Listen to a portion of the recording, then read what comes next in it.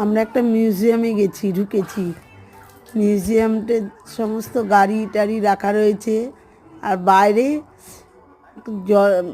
মধ্যে ভেতরেই লঞ্চটা রাখা রয়েছে। এই লঞ্চটা আবার বাইরেও রাখা রয়েছে। লঞ্চ, আগেকার রেলগাড়ি সব দেখা যাচ্ছে। যে আগেকার রেলগাড়ি, লঞ্চ,